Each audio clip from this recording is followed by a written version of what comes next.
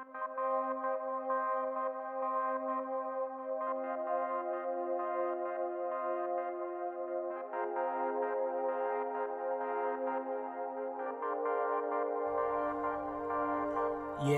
we bring reviews of your house, talk to our dudes of your house. I bring my views of your house, wrestling truths of your house. We talk to you in your house, we keeps it cool in your house, we keeps it cool in your house. I'm spitting truths in your house. Yeah.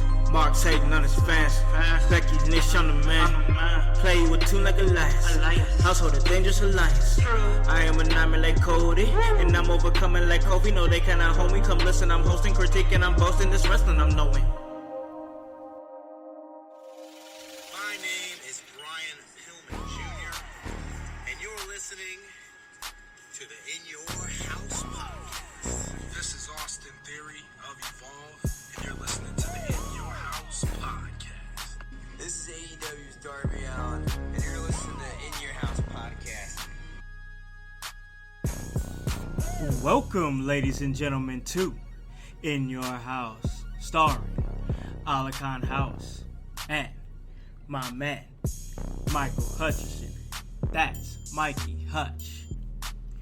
This is the People's Podcast. Hey guys, you already know who it is.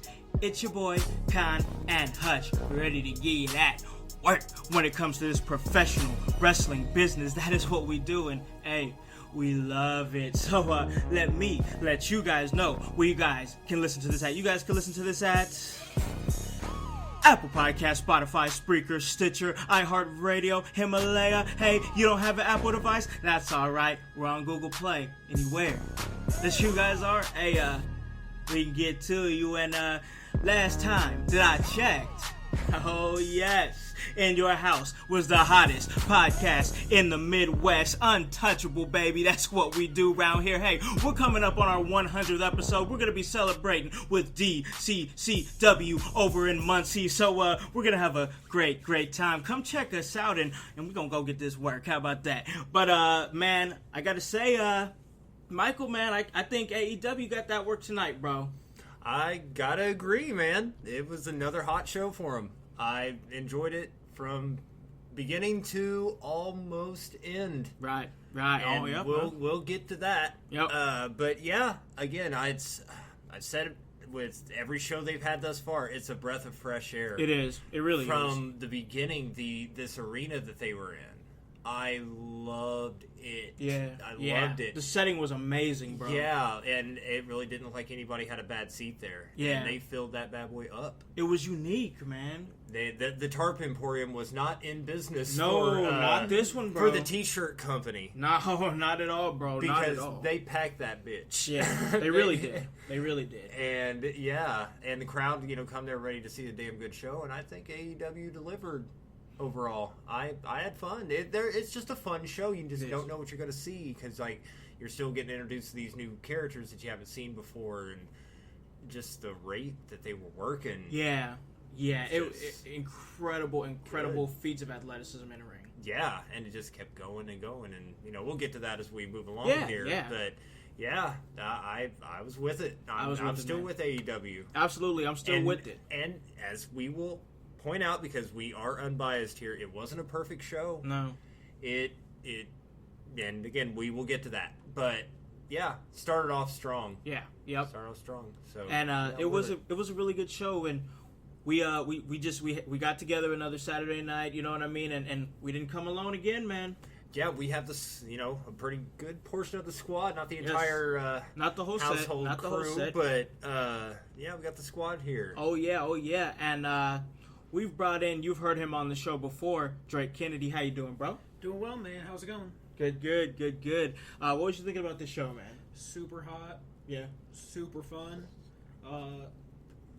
Handfuls of ups and downs. Yeah. Mainly ups, but great show all around. I agree. Fun time. I agree. And of course, we have the returning getaway driver of In Your House, and that is Miss Fabulosity, Miss Kayla K. She may not be staying with us the whole time, but hey, Kayla! We're happy to have you. So, How you doing?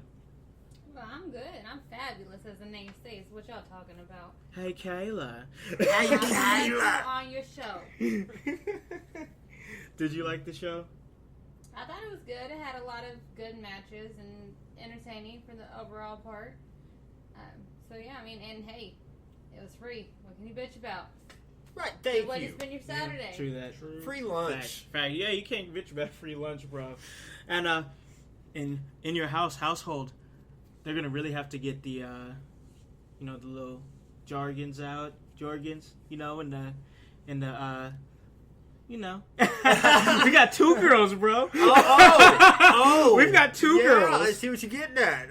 Yes. Yeah. Calm down, killers. Yeah. I don't think they're ready. I don't think they're ready for that. Wow, this is a great way to bring her in. Wow, this is not awkward for you at all. So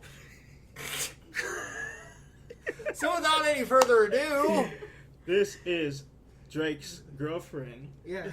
Ariel? would you like to Ariel? introduce? Yeah, this is my lady Ariel. Are you black or white? I'm white. Look, and I was actually about to throw that out there for all those racist-ass white people. She is a white redheaded woman named Ariel. Under the sea. I asked her when I actually And met she her. may or may not have a fishtail. We can't confirm or deny But that. it's purely speculation, but she is an excellent swimmer. Drake should be able to fill us in on this. I have a worse mind than a guy, does she? A gentleman never kisses and tells. Wow. I'm not trying to get my ass kicked when I go home. I feel it, bro. I feel it. So, Ariel, what did you think of the show? I really enjoyed it. I thought that it definitely had some really good matches on it and some stuff that we haven't seen in a while. And, my only fault with it was the ending. But other than that, it was a fantastic show. I agree with that. And I'll be honest. I don't want to talk about the buy-in because there were some issues that we were having with the stream, and I didn't really get a chance to watch the buy-in. That is, and so. If anybody wants to fill us in on that, that's great. But we're starting from the beginning of the card because that's really where we got a chance to sink our teeth into the show. And this, man, I gotta say, the beginning of this actual show started out pretty hot. We had a match between Shawn Spears, MJF, that's Maxwell, Jacob Friedman, and Sammy Guevara as they went up against Joey Janela, Jimmy Havoc, and one of my personal favorites, Darby Allin. This was a great match, I think. A lot of feats of athleticism. I had a blast watching this match. This is a match of a lot of young talent, with possibly the exception of Shawn Spears, but a lot of young talent. So I want to ask this to Drake, since you're also a young man yourself. Yeah. I want to ask you this: how did this match resonate with you? Oh, it's super cool to see a lot of young guys, just because, growing up, me watching wrestling in the 90s, early 2000s, it was all guys that just seemed super older than me because I was a little kid. But being 23, seeing these young kids that are my age, they're going in the ring kicking ass every time you see them, it's super cool. Yeah, I dig it. So, Michael, you watching this match? What was a couple things that you took away from it?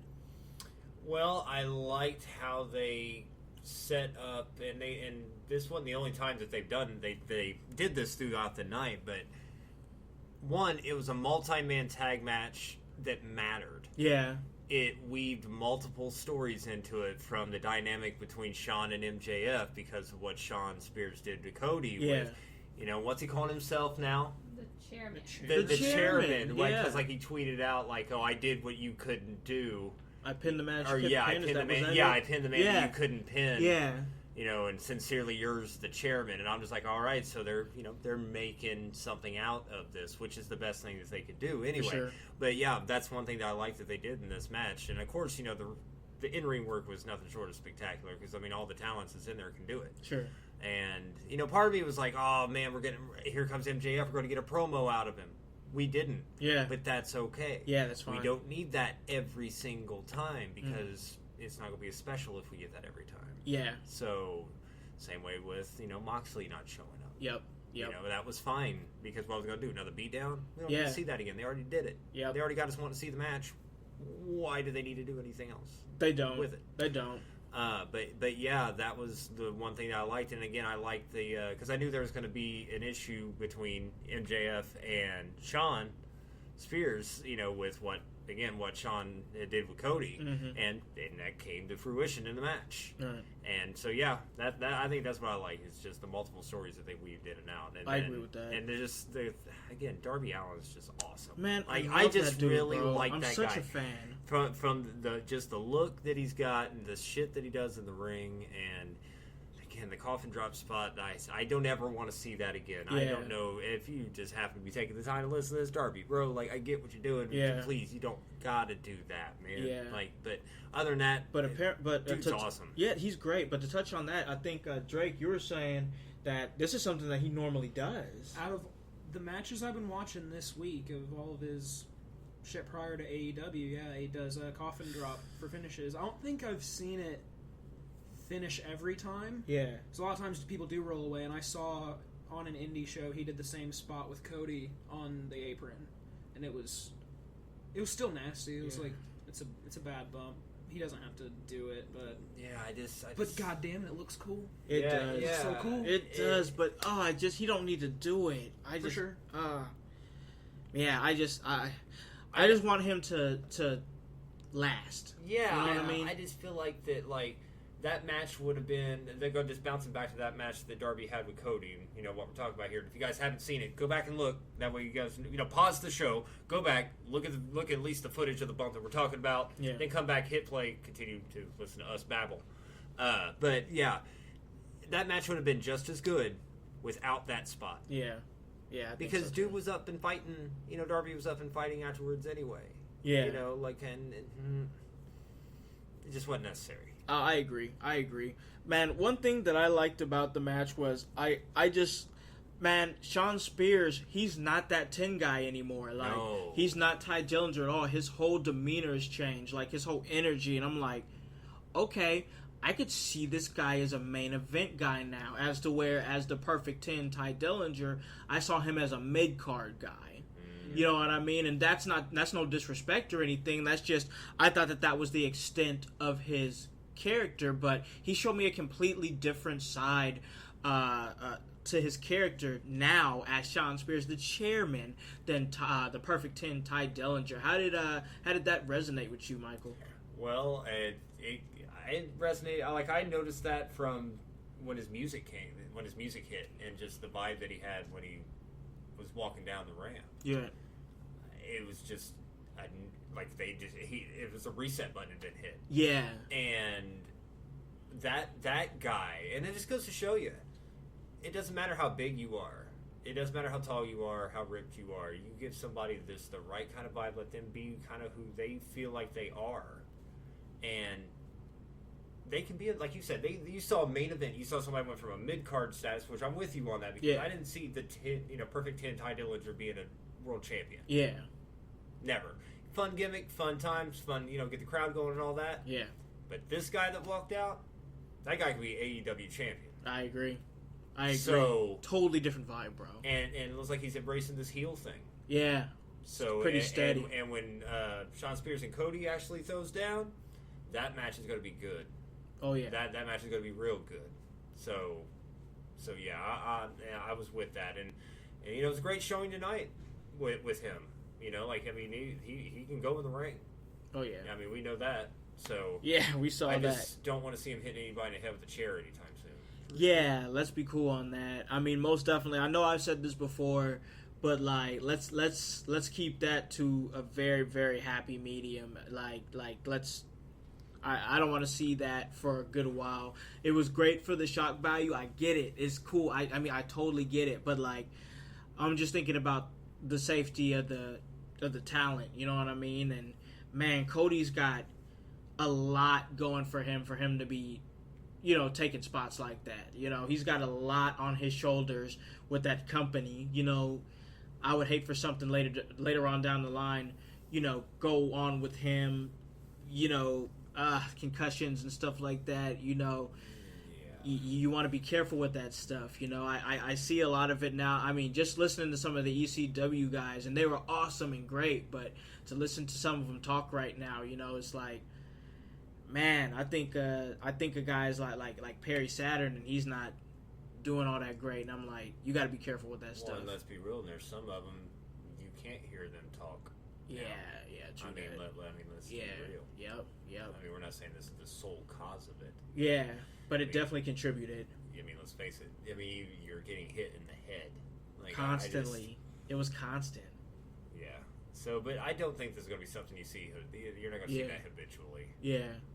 Especially with what happened. Oh, yeah, for sure. A lot of crazy stuff going on there. But, you know, not to let that take away from the match that happened tonight, though. Of course not. Because that 6-man match was fun. It really was fun. Man, I got to say, I didn't really know much about Sammy Guevara, but to see him in the ring, he was a highlight of the match for me. Yeah. I really enjoyed it. So I guess I'll ask Drake and Ariel here, what were you guys thinking as far as who in this match that you possibly didn't know about or had limited interactions with, like looking up, but you came out like, okay, I'm kind of digging this guy, a fan of him now. Exactly, as you said previously, whatever the fellow's name is. Sammy Guevara. Yes, Yeah. I didn't know much about him. Yeah, I saw me his, neither. build-ups before, it was before Double or Nothing, Mhm. and they were really good the way they displayed him and showed a little bit of interest, and it was cool to see him in this match. Yeah. All of his one of the really high spots where he was jumping over top ropes, like when he did it 3 times. Yeah, So- he had a crazy. My Yeah, goodness, just really- the endurance. Yeah, really went like for not really making a name before this. That was a hell of a way to do it. He put the pedal to the metal. Yeah, for sure. Crowd lit up for him. We lit up. And speaking of crowd lit up, I didn't mean to cut you off, but just go back Yeah, to whatever. when Darby got when Darby got tagged in the first time.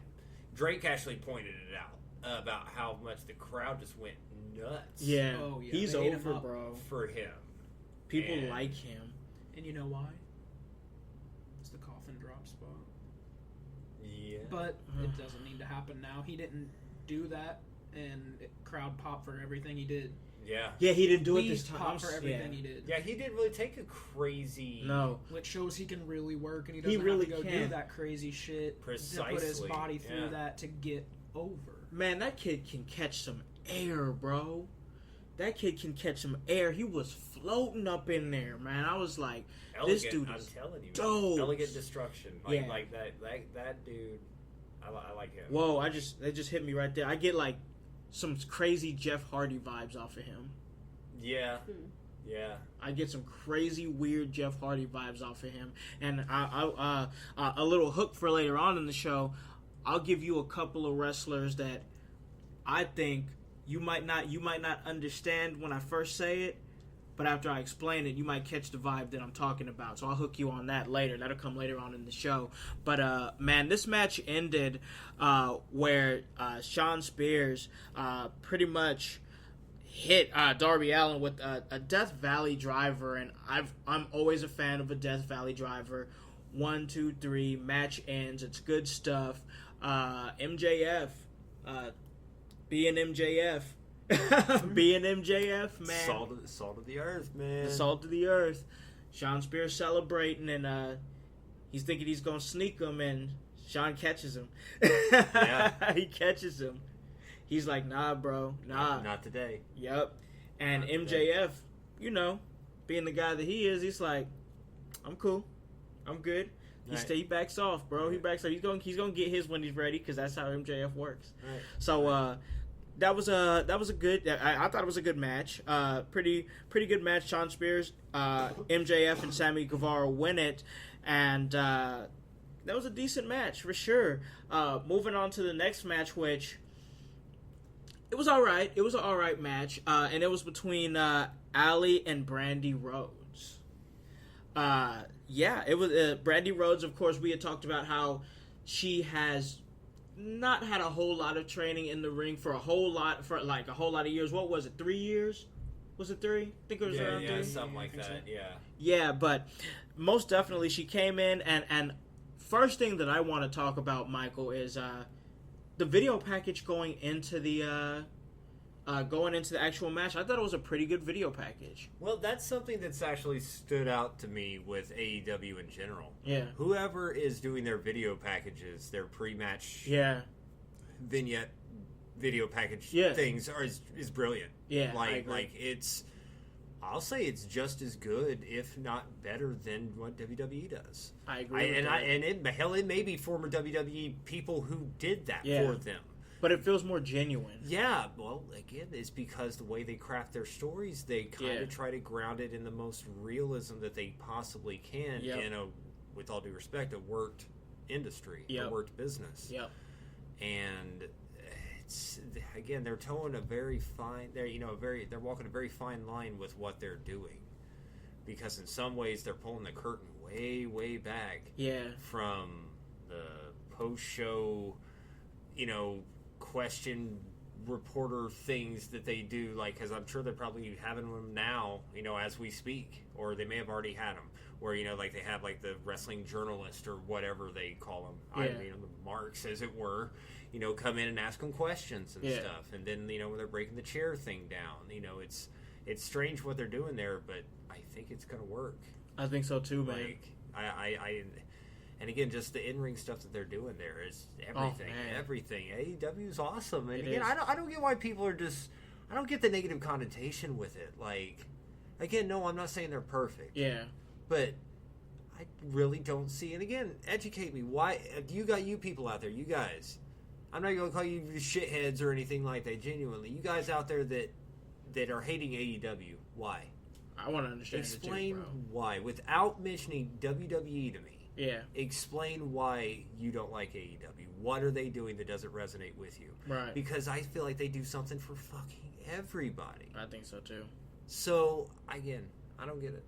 But man, it's something new, it's something fresh, it's something different, and people, man, I don't mean this to sound political, because this isn't what we talk about here, but people like to stick to their old values, and WWE is that thing that people grew up with and they'll double down on. So I guess, but yeah, I don't know, man. It's embrace embrace change.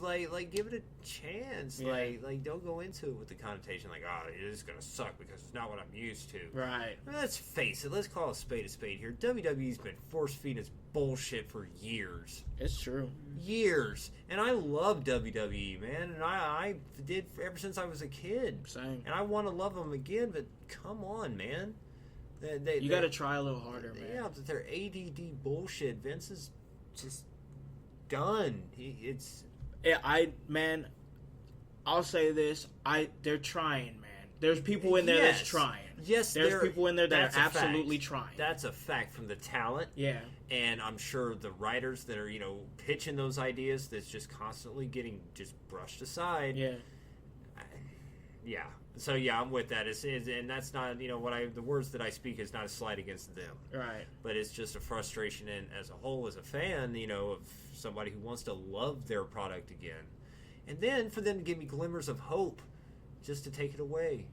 Yeah, that's not what we're here to talk about tonight. We're here to talk about AEW, but yeah. Speaking of ADD. Yeah, mind your business. You went way off topic. We're on here too. We were here talking about Brandy Rose versus Allie and the video, and you over here and then WWE. And then why do you guys hate it? I just don't understand. You go pout in the damn corner. Let me take this over. First off, from a female's perspective, okay. They both came out looking good for the ring attire. Mm-hmm. Liked the little promos and stuff that they cut beforehand for the videos and all that. Definitely felt heartfelt. Got it out there. Set a good tone. With that being said, I was one of the ones that's ooh, Brandy needs to stick to being a mouthpiece. She wants to switch in the wrestling attire, that's fine. We can stare at her all day. Until she gets more movesets. That's not taken away from her. I'm all for her going and wanting to try and learn more. Yeah, and I think she has the capability of doing that with Cody being her husband, because let's keep it real, let's keep it a stack. He's great in the ring. He can show her a few things. But overall, the match wasn't the best of the night, but it had a lot of good surprisers and build-up, so I like where it's going. I was getting to that. Ariel, what is your comments? So I definitely agree with most of that, but yeah, my big thing with it was I feel like she has a lot of potential, and she definitely has that motivation to get there. I just want to actually see it. Like, I don't want it to be a build up and her just stay at that point. Right. So yeah, I just want to continue to see her to grow and, you know, Oh, definitely. make a real name for herself. Definitely, because honestly, like with her look and the movesets that I think that would fit her body and everything, I think she could go far if she, you know, if she can do it really well and pick up. You know, everybody learns at their own pace, so I don't know what hers is. Right. But again, with Cody there to help her, I think they honestly, if they became like a mixed tag team or inner whatever for the guys and girls tag team, I think it'd be great. So Oh, I would love excited to to see see it. her tag with Cody. I think that could be a really, I really almost good. said interspecies. Intergender Whoa, tag. Thank you. Intergender, there you go. I would actually like to see a match one day, which, I mean, at this point, you never say never, but I'd like to see a more polished Brandy Rhodes and Cody go up against Triple H and Stephanie. Yes. Ooh. Yeah, that'd be dope. Ooh. That's like, Ooh. that'd be, man, that's good shit. I would definitely, Yeah, pal, that's good shit. they could do that at a WrestleMania or something like that. Like, oh, that'd be hot. that'd be That'd be hot. great for Kind of- both brands. Oh, for sure. You're it kind would. of Vince Russo, and you know. Oh, Isn't he the my one with God, that he's- conspiracy that they're all in the same bed together? Oh. I know. I said Voldemort's name. Hey. God, you Fuck spoke off. his name. You spoke I watched his it. name. That's what I'm saying. I'll go off tangent for just a second. I was like, if that conspiracy's true and it is a work, God bless them, because that'd be Working. fucking amazing and it'd be working. I mean, And- if it's true, it already is working. Right. Well, yeah. And Yeah. what if they go to TNT in October? That first show opens up and Vince McMahon walks down the stage. What if? Oh, hell no. So I'd be pop- like, I'd pop. I'd lose it. I'd And be you like, would too. Oh my God. oh, man, I can only imagine. Vince would really be in touch. Then. Everybody We'd all be like wrong. this. We'd all be motherfucker. wrong. Be wrong. And I'd Or gladly it's say gonna- I was wrong. Or it's gonna open up and it's gonna be Triple H in the ring. He's gonna be like, "It was me the whole time, McMahon. It was me the whole time." Greatest conspiracy ever. It's like a Scooby-Doo episode where Right. they pull off the mask. Tinfoil hat. Exactly. Wow. Exactly. Me and Stephanie have been invested in this for years. I oh, wish. man. Fuck the WWE and fuck the XFL. That would be such a huge middle finger to fans. That'd be amazing. That'd be the best face turn for Triple H ever. That'd be nuts. That'd be nuts. But back to this match. Brandy Rhodes and Allie, and Brandy Rhodes didn't come alone.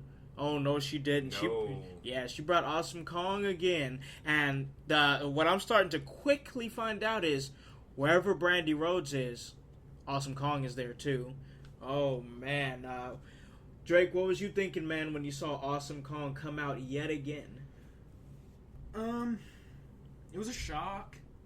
I really don't have too many opinions on it, honestly. It was just kind of a shock. Yeah, Just I was surprised to see her. wanted to again. see what she was gonna do. I was pretty happy she didn't, interfere the whole time and make it, I don't know, what would you call it, insider turn, a fuck finish with her coming in and DQing the match. But I don't know, slight interference. It wasn't bad. It was nice to see her. Yeah. But I agree with your thought of wherever Brandy goes, Awesome Kong's gonna be there. Yeah. And I don't have a problem with that. They can further that and do something.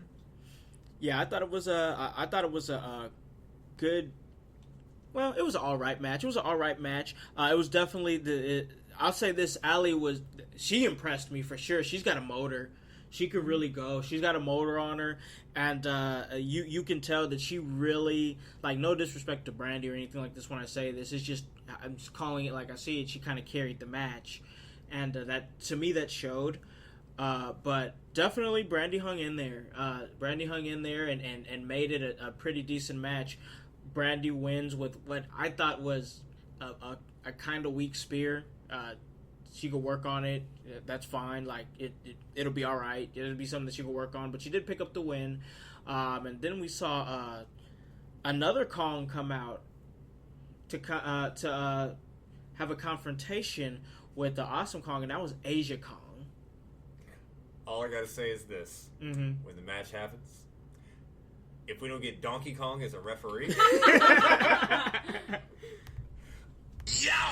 I am going to be pissed.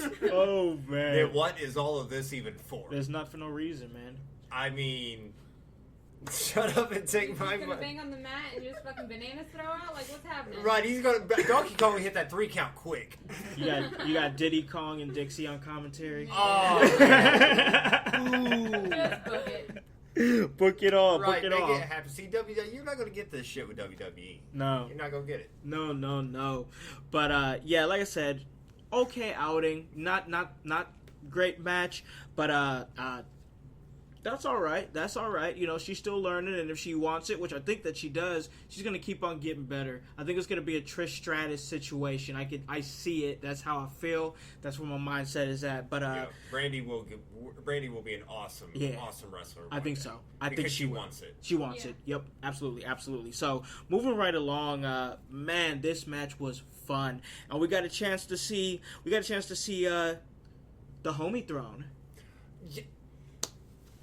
The throne of homies, bro. The Throne of Homies, the Dark Order. Yes. These guys, I love these guys. Love them. They brought the whole squad. Yes, whole squad coming down. One of them's holding his arm. So I'm like, what's happening? Like, we don't know the story of the homies, but you know what? They were there. They did the homie throne. Yep. And then they dipped. And then they were dipped. And then they were gone. That was it. That was it. I think we all need our own squad of homies. Yeah. We are not going into places and having a homie squad unless y'all motherfuckers are the ones doing it. 2 things. First off, ain't gonna be too many more motherfuckers. And 2, you ain't gonna tell me how to live my life. I'm sorry. If I want to, I'm sorry, I said, there's not going to be too many more motherfuckers, Kayla. And 2, hey, Kayla. And 2, if I want to have a homie throne, motherfuckers gonna have a homie throne. I want a I'm gonna homie be the throne. one sitting on y'all motherfuckers. I like a homie throne though, for real. Motherfucker. Okay, hear me out. I don't think the homies are mine. Whoa. What Hear you me got? out. They remind me of the monkeys from The Wizard of Oz. The flying Yo. monkeys. Yeah. Red. I can see it. I'm with that. Yeah. I can see it. Release the homies. It was coming out, bro. I love it. And then another team that I really like is the Land Before Time, man. Jungle Boy and Luchasaurus, and they had some kind of a very like a little bird dude. Yeah, with bird him. man, He was super like- small. Poor thing couldn't even see over the ring. He was standing outside. I'm like, where'd he go? Man, what happened, bro? Like he wasn't even under the ring. He was beside the ring, and the camera couldn't catch him. Dude. I'm like, son. and man, I really, in all seriousness though, I'm such a fan of Luchasaurus, man. Yes. Such a fan of Luchasaurus. I get some crazy Kane vibes off of him, man. And also involved in this match was Jack Evans and Angelico, and I remember seeing a lot of them in Lucha Underground, and they're both fantastic talent, but man, I gotta say, my favorite team that I liked in this whole thing was Dark Order, man. I mean, what a match. The work rate was great. I mean, to see these guys do what they do, Luchasaurus showed out to me. Drake, what was you thinking about this triple threat tag team match? Oh, it was super fun. Luchasaurus was definitely like one of a favorite walking away. Oh, yeah. To see such a big man doing the things he was doing. It's fun listening to Mike pop over his head kicks. That was really fucking Man, fun. the dude was kicking the hell out of people. Yeah, man. he was. Like, He was. Sounded really good.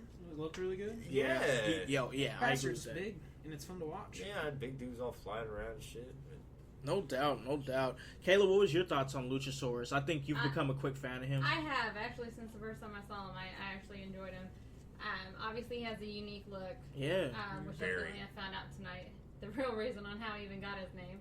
And then, if you don't know that, just go ahead and hit the internet. GTS that shit. Yeah. But anyway, so no, obviously, like he has great in-ring ability. I don't think I've ever heard him cut any promos, and that's okay, because not everybody has to cut promos to be great. What's funny about that, you really haven't been, like, the only thing that I've ever heard him say, which this is actually really funny, because you wouldn't expect him to say this, but on the YouTube videos, like, leading up and stuff, he says he has a master's degree. And what? Kick ass? I don't know. It's in history. I'm saying maybe archaeology. He's fantastic, man. He's a dinosaur with a master's degree. I'm calling him a velociraptor because he's fast as shit for his size. Man, he really is fast. And he does all them damn flips, and he's so detrimental when he delivers. Facts. I love it. And he'll kick the hell out of you. Yes, he will, man. I need Absolutely. to kick your ass, motherfucker. It wouldn't take much. I know. Wow. Dude is a heavy hitter, bro. Dude is a heavy hitter. So, Ariel, what was you thinking about the Dark Order? So they're pretty interesting. I don't really know how I feel about them at this point. Right. I definitely First look at him. Just odd. It's strange. Really, It is it's strange. It's something that I'm gonna have to get used to. Because obviously we're gonna be seeing them. Yeah. Yep. I definitely think that they're gonna go somewhere. They can work. But yeah, I don't have too many opinions on them other than just different. Yeah. Just very different. I dig their vibe, man. And honestly, I just really liked all the spots in this match. I mean, there was a couple times in this match where I was like, okay, this match is over. Oh my gosh, I can't believe that didn't end the match. And then it would happen again, and I'm like, I can't believe that wasn't the match finish. Like, it happened like 2 or 3 times. Like, and finally it ended. Finally it ended with what looked like is a gory bomb, like top rope blockbuster finish that I've seen them do before, and I think is epic. But I better shorten that name. Holy shit! Good luck, JR. Man, I'm like the Black Mario Ronaldo in this motherfucker. I'm over here. JR's just gonna be like, "Fuck it," he dropped him. Sure. Yes, but leading up to the end of this match, Drake, what was you thinking seeing all these high spots, man? It was high spot city, but it all meant something. It was. It wasn't worthless. It was fun. Definitely popped everybody in the room. I don't know, man. It was high spot city. It's super fun. Yeah. Very entertaining. Yeah.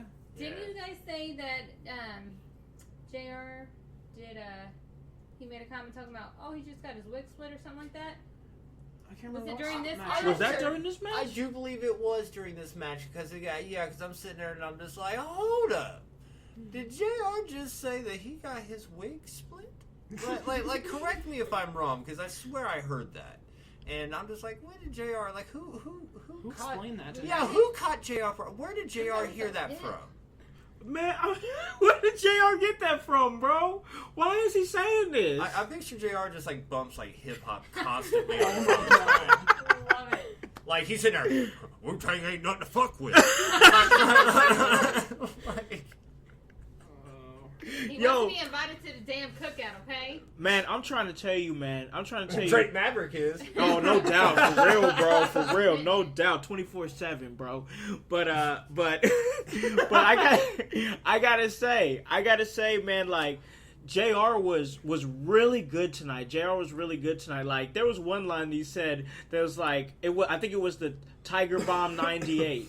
No, it was the Tiger Driver 98. Yeah. And he was like, well, the Tiger Driver 98 or any other year didn't finish the match. I was like,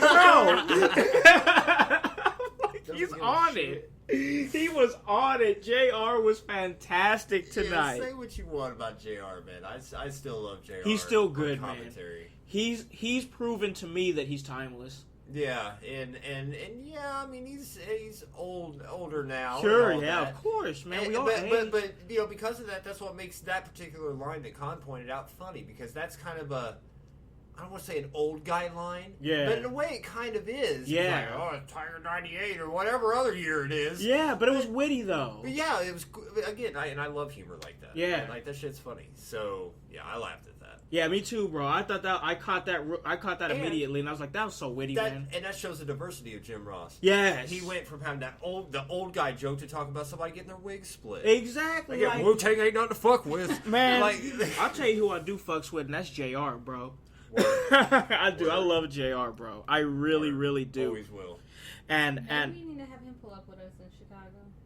I'd love to kick it with JR. Hold it down. Well, I know. That's what I'm saying. Especially if we go down another dead end in the damn hood. Word. Shit. Big facts. I wouldn't be as stressed being in Gary, Indiana. Were the road shooting at you? Man, the road shot at us. Man, in for Gary. real, it's like gun store, liquor store, gun store, liquor store. What the fuck's going Like, on? I'm not sure. You know, if I can point out something, Gary, Indiana. If you guys have ever played Castlevania 2, and you visit, and if you don't know that, go look at you start off the game in like the city there, where like the doors are and stuff, and the windows are all boarded up. It was actually inspired from Gary, Indiana. So that's legit. But they got wig shops. What is it? Wig shop, gun shop? There was a wig shop, gun shop, wig shop, liquor store, and then another liquor store and a gun shop. That's really how it was. And then you turn in and Right. The guns wear wigs. It's the craziest thing. Man, yo, this place is wild, bro. That place was straight wild. Oh, we're going off the rails now. We yeah. need to pull this We show. did Pull that this off. show back in, Con. All right. Reel us back in. I was having fun, Man. but the next match we want to talk about here is a match that it was one of those matches. It felt like I hate to say this, use this term, especially to disrespect the talent. I don't want to do that, but it was just a match that I just wasn't into, a bathroom break match, and that was Hangman Page and Kip Sabian. Kip Sabian cut a really good promo before the match, and I thought he was pretty good. I mean, I didn't know much about him, but the match, I just couldn't find I just wasn't finding myself investing in it. What about you, Michael? I was kind of there too, and it's not really anything against either talent, because I love Hangman Page, Yeah. and I didn't know anything about Kip. What's his Kip name? Sabian. Kip Sabian Yeah. either. But and I'll give it to Kip. He took that nasty bump on that ramp that looked like it had no give whatsoever. But the thing that frustrated me, and again, is just what I saw, and I believe I pointed out while we were watching it.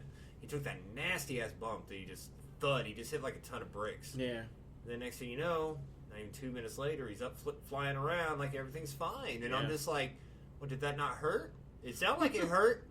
I heard a thud there, but you're good?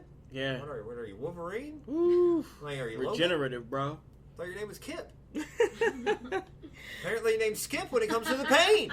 Man, he was just, I mean, but once again, they had a good match, but it just, there's a disconnect, bro. There's a disconnect between me and Hangman Page. I don't know what it is. I know they're pushing him as the guy, and I'm cool with it. I got no issue with that. I've got no issue with Hangman Page.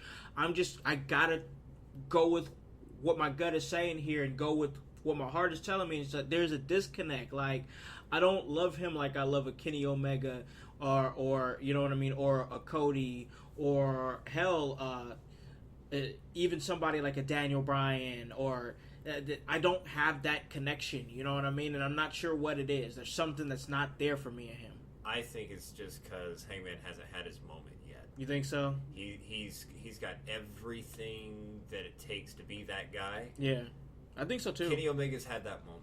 Yeah, you know, he's had a couple all those moments. names that you name dropped has had their moments where you're like, now I'm in with this guy. Yeah, Hangman has had great, glimpses of greatness. Yeah, for sure. But that moment hasn't happened. I think it'll happen in a promo from him. Yeah. I think there'll be something that he'll say that's going to resonate with people. Yeah. It's going to resonate with you. And again, I'm not as disconnected with him as you are. But again, I'm not fully invested in him either right now. Because again, I'm not really much personally for the Western thing, you know, and I get it, it works for him. He's a fucking horse. He's a horse, get it. bro. I get it, and that shit's funny. Yeah. But they're not really. You know what they called Seabiscuit? Yeah. Yes. Yep. That was MJF. Specifically. Yeah. No, I knew who called him it. So man, that's what I think. I feel you, bro. So let me ask this, Drake, from a younger fan perspective. Where are you at with Hangman Page, bro? Along the same lines, he's really hit and miss. He can really work. Hasn't connected on me with like promo, emotional level, getting on his character. I like what you always say. He's kind of got a Red Dead Redemption vibe to him. Yeah, I haven't gotten too much, but along with what Mike said, the psychology in that match is the one thing that really pissed me off. I'll call something bad when it's bad. I was like, the psychology was just. They should have done that spot because it didn't mean shit. Sell the back more, he man. sold it for like, you know, good 30 seconds, minute, and then you No, the shit me selling up, was flip good. flying, dippity dooting around. All right, next thing you know, Huracan Rana, I'm gonna flip you around And Yeah, land man. on my spine, where you just threw me onto a ton of bricks. You know what, man? Like that one, Michael, when you pointed that out, I think that's really when I was kind of tuned out of the match, because when he power bombed him over that top rope onto the outside, and the way he was selling it, man, like he was twitching and stuff. Yeah. Like I thought there was something like wrong with dude. Like I knew there wasn't. He was selling it like there was, and I was like, yo, the way he's selling it is like something is like he's basically what I'm saying is this: he sold it so big that the events after that didn't seem realistic. Exactly, and therein lies my frustration. Yeah, Is the fact that the sell itself was great, but then you're just like, oh, I'm better. yeah. You know, you went from like laying down there, like, you know, arms crossed, you know, looking like you're knocked out, your legs twitching, pinky toes numb, don't know what the hell's going on, don't know what you're happening to yourself, you think the game's over, and next thing you know, you're up doing flippy kicks and you know, kippy things and whatever the hell he does. He could at least hulked up, you know. Yeah, Something, I mean, something, like, build like- to that recovery at least. Like, you know, I remember, like, seeing, like, back in the day where, like, people would, like, especially when their back was getting worked. You know, think back to Shawn Michaels back in the day when his back was, I think, legitimately fucked up. Yeah. You know, where he was literally pulling himself up on the ropes and shit to try to continue to fight. Yeah. This fool's fucking nipping up off the fucking floor. He's like, I'm fine, let's go. And then he's doing drop kicks off the top rope and all this silly shit. And, yeah, again, correct me if I'm wrong. Maybe have you guys seen it differently than I did? And, you know, what we're talking about, then, you know, point us out. Maybe give us a different perspective. For That's sure. how I saw You it. sound like Jim Cornette. Well, don't do it. You gotta take your damn back. It's probably stupid, pal. You should have took the damn bump anyway. What the fuck? Give me a damn cheeseburger, None of these kids, motherfucker. none of these kids fucking sell anymore. Damn Darby Allin's like a jackass superhuman with doing the juggalos and juggalettes. Woo woo, motherfucker.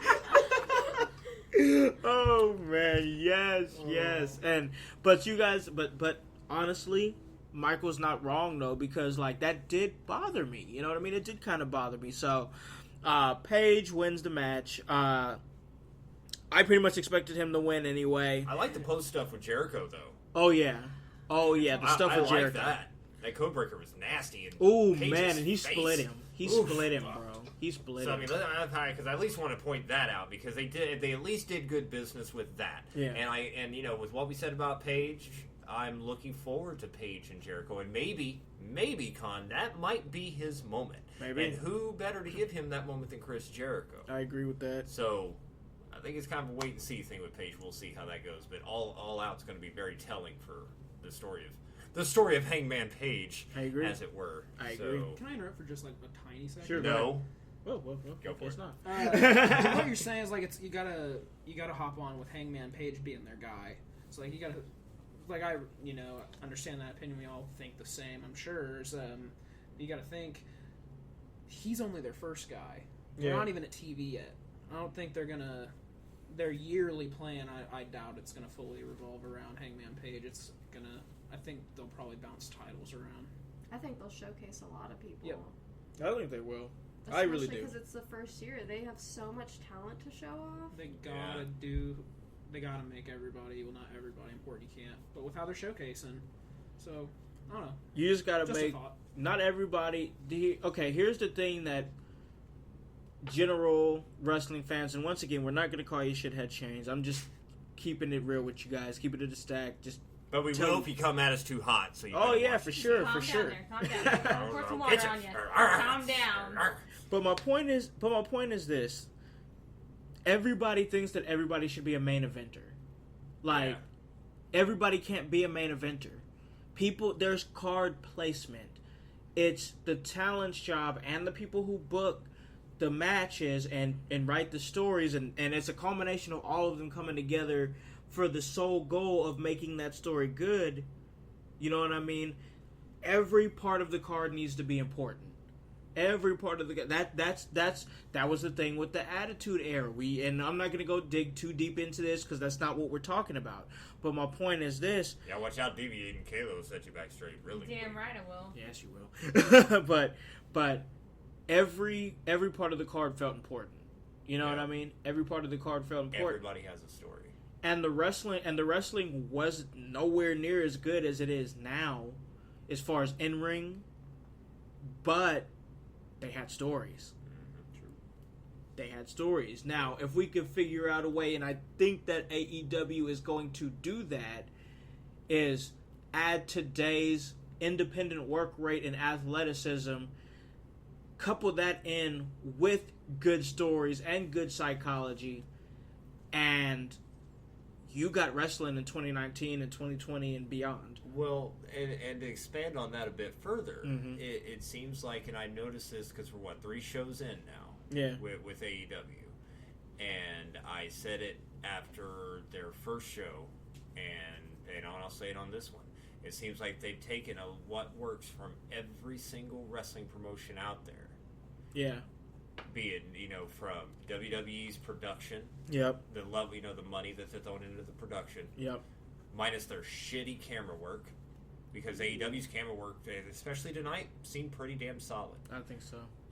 Which is really legendary, if you ask me, for somebody who's never put together a show before. Yeah. Because Tony Khan's back there putting all that shit together. Yep. Him and Cody and all of them. I think that's pretty awesome, and they're to give them credit. But anyway, AEW is taking stuff from WWF, WCW, as far as their old school stuff, and NWA with their time limit. Usage of the time limits. Hell, there was a time limit announcement during the final 3 count of a match. Yeah. Like it hit, ref's hand hit 2, and then you heard 10 minutes remaining in the match, and then the 3 count happened. That was realistic as hell. They didn't need to make that announcement at that time. Yeah, but they did. It was dope. Good. It was good. It was just little things. That's exactly what Drake was saying. Little things. Exactly, little things. And then they borrow from New Japan as far as the strong style work, and then in the UK the technical wrestling, ground mat based work. Yeah. And then they mix it all together, all into this melting pot, and then they put their own coat of paint onto it. And use their own, throw their own creativity into it, and let the guys and women be themselves, and then that's AEW, and that's why AEW is going to work. Yeah, because they're taking what works from everything, and the ECW approach as well, because in a lot of ways they do seem to accentuate the positives on talents and try to deal with the negatives the best that they can. Yeah. So that's why that's reason number 562. I think AEW is going to work. I agree with that, man. And as far as working, man, we got a chance to see some tag teams work, and they're really great tag teams. And I'm talking about Rey Fenix and Pentagon, the Lucha Brothers, going up against Frankie Kazarian and Scorpio Sky. SoCal Uncensored, SoCal Uncensored, and they put on another good match, man. I just love to watch the Lucha Brothers. They are absolutely amazing. Man, Drake, what do you think about the Lucha Brothers, man? No, they kill it. Just like the majority of the tag teams in AEW, it feels like there's a even bigger resurgency of tag team wrestling. Yeah. And I've always been a fan of tag teams. It's always been fun to watch, and those cats kill it every time I see them. Oh yeah. And I didn't know who they were until watching AEW these last few pay-per-views. So super great, super fun to watch. Oh man, I agree with that. The things that these guys do are absolutely amazing. That is, and Ariel, was this the first time that you got a chance to see the Lucha Brothers? So I had seen little bits and pieces here and there, but this was my first match ever watching them, and they were fun to watch for sure. Yeah. Yeah, I have very limited knowledge on them, so that's fine. It was cool to see what they can do. Yeah, that's kind of why I asked, because I always like to get first opinions on some of the wrestlers. Just, you know what I mean? I know you're kind of just jumping right back into the whole wrestling thing, which is great. We need We need all you guys back, all the younger generation. We need you guys back. So that's literally what AEW wants. Yes, that's exactly because it's supposed to be hip. It's supposed to be cool. It's supposed to be for that demographic. Like I'm talking ages 15 to like 45. Yeah, 45. Yeah. I mean, I mean, it's a big span because it's supposed to be hip. It's supposed to be cool, and this show felt like it. It felt now. It felt current. Like. That's what we want. Like, I don't want to live anywhere except for right here, right now, in this moment. You know what I mean? Because this is our time. This is the time. This is our time. We got to own it. You know what I mean? So I want to see something current. And with me loving wrestling, it feels so good because I've invested in this for so long. I mean, I've watched through the crap years, and now things are good, and it feels good that I stuck with that for so long. You know what I mean?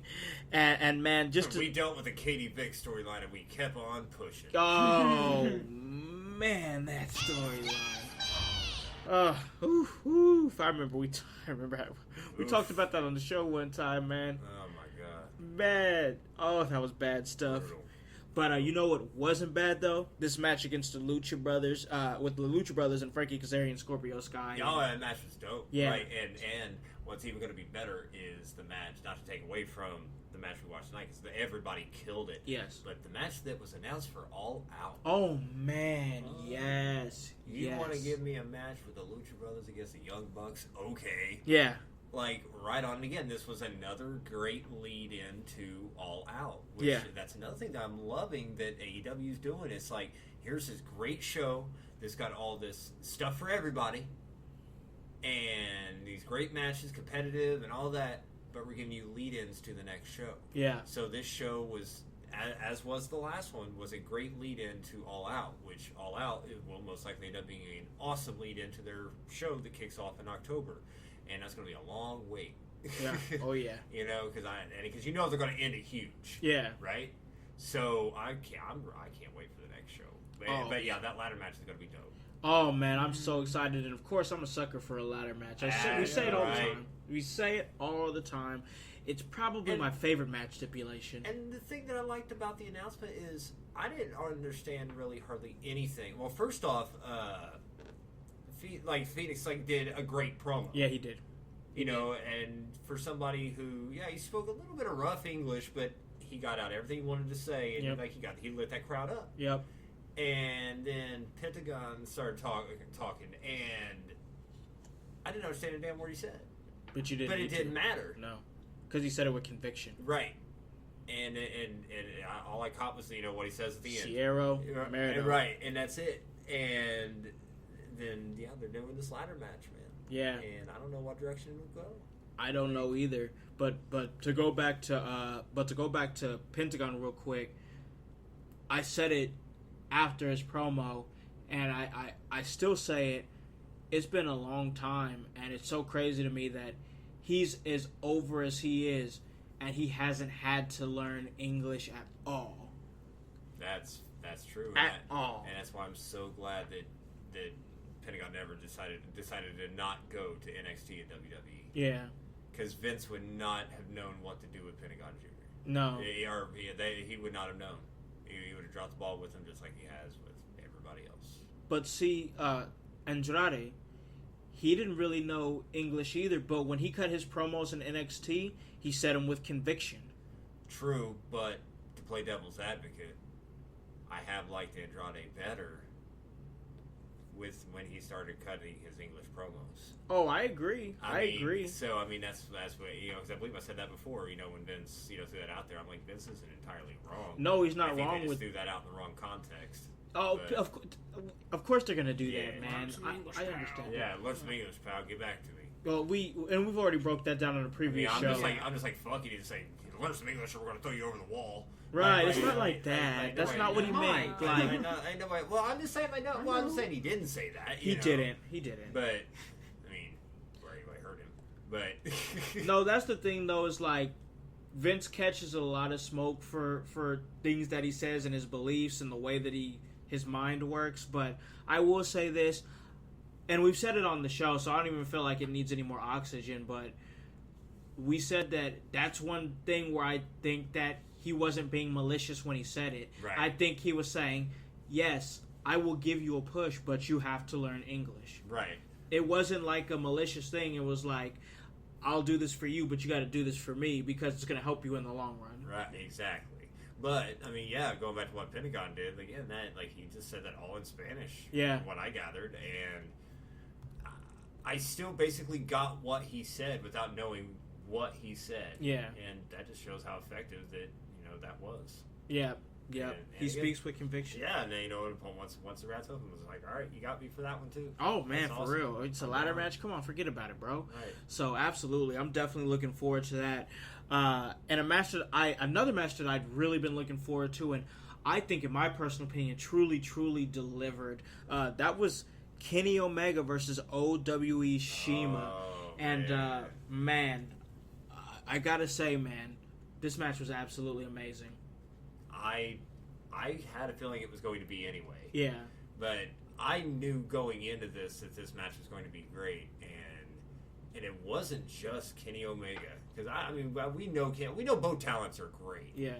But this match was even better than I thought it was going to be. Oh yeah. I mean, it was not one of those matches that it kept going, and there were so many moments where it's like, that's it, it's over. There's no way he's kicking out. Oh, he kicked out. You're like, oh damn, you need him in the face. I mean, there's so many knees to the face from Kenny Omega with the V triggers and Shima with those. I'm not sure if he's got a name for that, but that double knee drop. Yes, man. For a while there, it was like he was spamming it. Right. I'm just like, man. I even said I'm like quitting it. Any of you Dark Souls players is gonna get this. It's like, quit R1 or quit R2 in me, bro. like damn, like. But yeah, he was just dropping those knees. And there was one spot that Shima hit Omega with those knees where, like, Omega was laid out. I don't know if it was a timekeeper's table or... there was, like, a table or something. Like a butcher's table or something. Yeah, or something laid out there. And then Shima came down and just, like, dropped those knees on him. Yeah. It was nasty. It really was. It was a really good match. Drake, what was you thinking about this match? Shima versus Kenny Omega.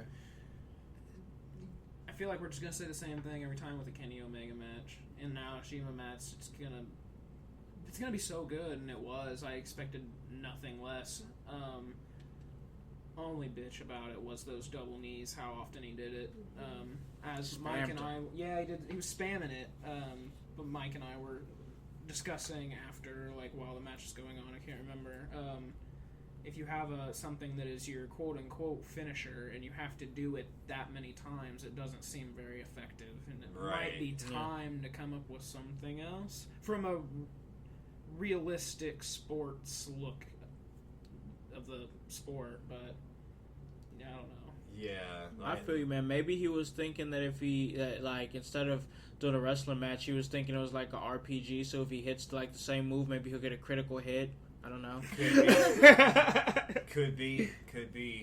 But and that's not to take away with what Shima brought, man. Oh no, because Shima came ready to throw down. He really did, man. And some of those did. slaps, man. Oh my god. Oh my goodness. Yeah, like they were giving them out. They were dishing them out hard. They both came for the smoke, bro. I could have took one of those. Like you those. Turned into dust. No, or like I don't know if you guys know those. What were those Rock'em Sock'em robot things? Like yes. Like yeah, I remember them, those. Like bro. the head would pop. Like that's like what would happen if I took one of those. It would not be pretty. Neck would come flying up, a piece of Pez would come flying out of it, like this whole thing. Like, don't laugh at me. Anyway, I couldn't take any of that. So yeah, big. It was match of the night for me. Me too. I don't know bro. if you were going to ask that question, so maybe I just kind of gave my spoiler. No, it was early. my match of the night too, bro. But there's no hiding that for me. But it was like all the matches were good for their own reasons. Which again is why I love AEW because like every match kind of had something about it, something that stood out. For sure. And that's been another constant. But yeah, this was the match of the night for me. It was the one match that I was really looking forward to going into. Me it. too. And it ended up being, and I love when it works out like that. Yeah, for sure. And this is just an example. OWE, man, if you guys are not hip to that you gotta brand, get on with it. I know there's a lot of brands out there, a lot of letters people throw around and trying to get over and all that, but this AEW OWE tie-in is it's awesome, and I'm telling you, and she was just. It's just the tip of the iceberg of what you can see over there. So, tune into that shit. we're gonna be covering a lot more of it here. Yeah. But yeah, watch it with us, man. Absolutely. It's This is something you goods. definitely want to check out for real. This is Right. something you definitely want to check out. But let me ask Ariel over here, the Little Mermaid. What was you thinking about Kenny Omega and Shima? All I have to say is, wow. Like, that was an insane match. The quickness of it was phenomenal, and it was just so smooth. Like, they worked really well. And the only thing was, I definitely think that they could have got the pacing better with those repeated moves. The double Yeah. knees. Yeah, the knees, because you would think that would take someone out. And after doing it 3-4 times, you're like, okay, this is getting kind of old. Went back to the well too many times. Yeah. So, but it was a really good match. I enjoyed it.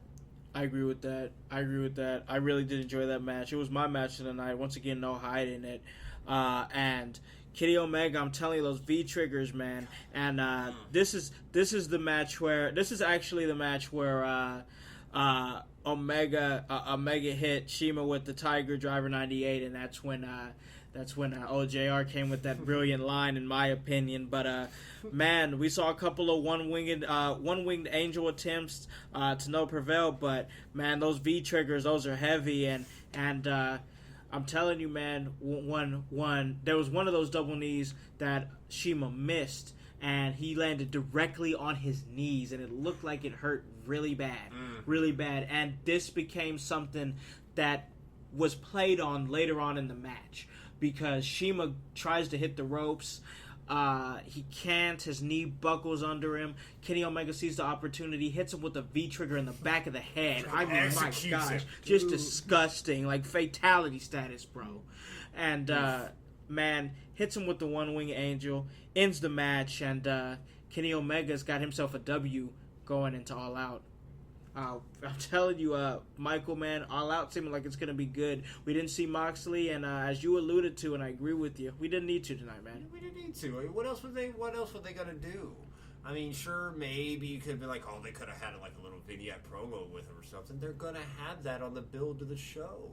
Yeah. Because, I mean, we got, because it's August 31st? August 31st. Yep. So, I mean, we got, well over a month. We got time. We got a lot of time to that, yeah. So we actually got a little bit of a burn here, a little bit of a, time to, tell some story to go into the show. So there's plenty of time for that. We did not need that tonight. Yeah. And they've already said, don't get used to seeing everybody every single show, every single week. And I'm okay with that. And WWE. less is, exactly. Facts. Less is more. Yep. Because that's going to be, because you're going to be like, oh, there's that person who, insert name here who you want to see. Yep. There they are.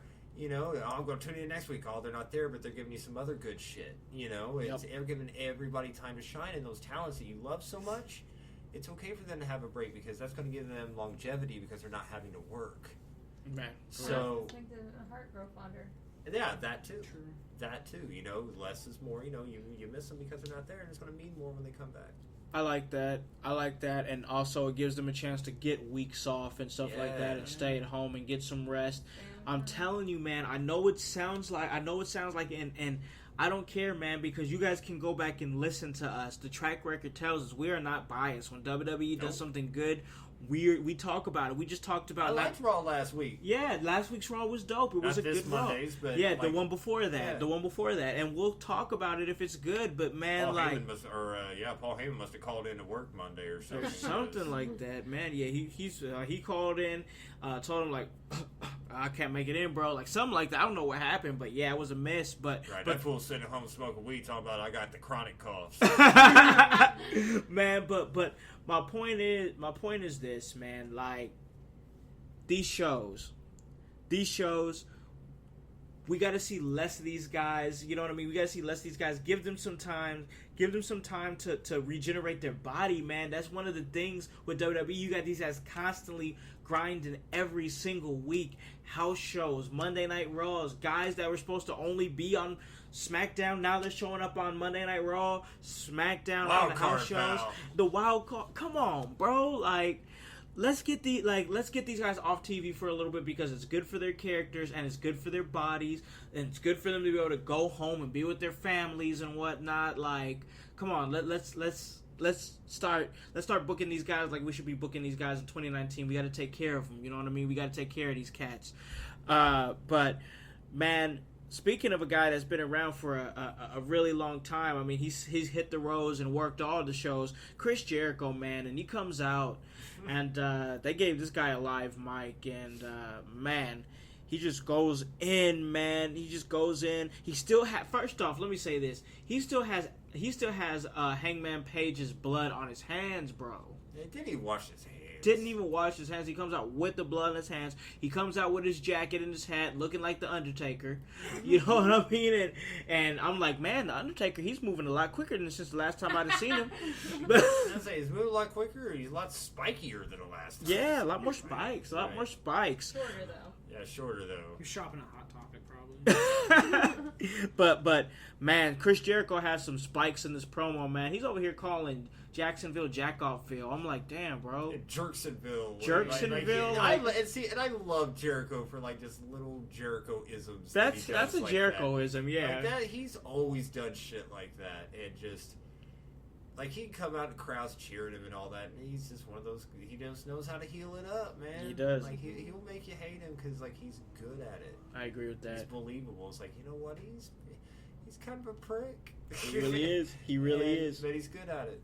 So yeah, I enjoyed it, you know, because they hyped it. It's like, oh, Jericho's gonna live mic. What's he gonna say? What's he gonna do? That was a good way to hype it up. And it's pretty much what I expected, which was good. I agree. So, Miss Fabulosity, what was you thinking about Chris Jericho with the live mic? First off, can we just talk about how he got himself all worked up to where his face was the same shade of red as his blood on his hands? Yeah. Well, come on. He was pissed. He's also wearing a pretty tight shirt that looked like it was kind of choking him a little bit. Cutting off circulation a little bit. I just heard he's into that. It's fine. Well, I mean... No judgment by any means. I mean... Right, no king shaming. We do not king shame here at in your house. Whatever blows your dress up. I mean, it's cool. Facts. Hey. I will say, I think it was a good promo. Like, it got the job done. I wasn't impressed though. Like, I've seen better. I've heard better from him.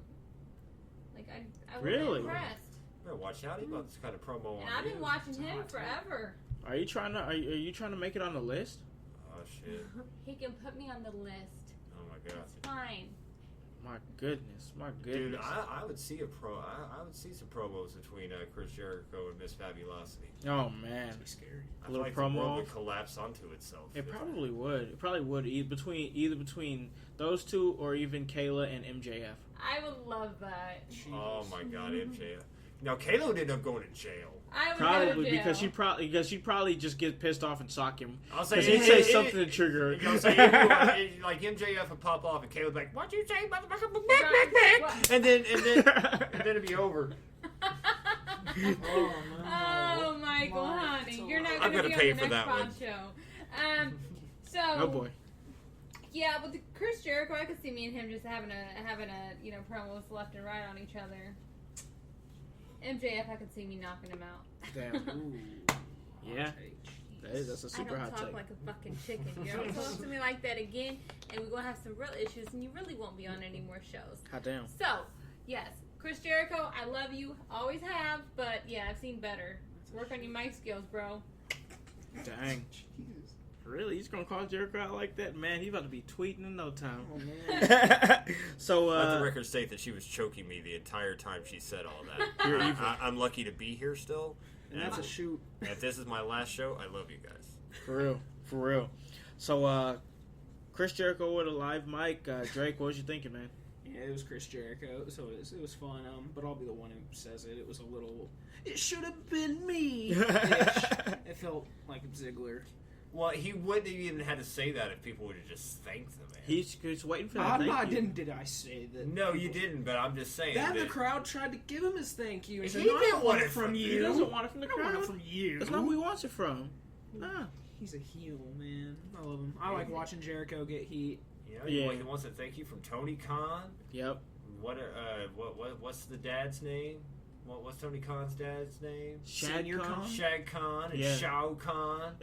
and she wants to thank you from all the Khans and Cody. So if he'd got that, then none of this would have even happened. Yeah, but we didn't get it, and we're probably not Hangman gonna got his get it. face broke. He sure did, man. They came out and they started fighting again. He called Hangman nothing more than a little He bitch. says, little bitch. And now he's like, oh, you ain't gonna call me a damn bitch, pal. He got so triggered, he came out pissed. He was like, you ain't gonna call me a bitch. I'm about to come out that motherfucker right now. I ain't a bitch. I'm a fucking horse. Hey, but I will say, to touch on, I am excited to see, because I didn't get to address this. Hangman hasn't really done anything for me. Yeah. But I'm excited to see what Jericho brings out in him. Oh, yeah. And he sure the fuck did mess his eye up. Like, he's like, I got your bitch, buddy. Right. Man. But he came out for the smoke, though. He came out for all that smoke. So, yeah, that kind of definitely, I agree with that. I think that was a good little segment. I'm not thinking that Jericho's promo was bad. I just think it was long. You know what I mean? Maybe that's what it was.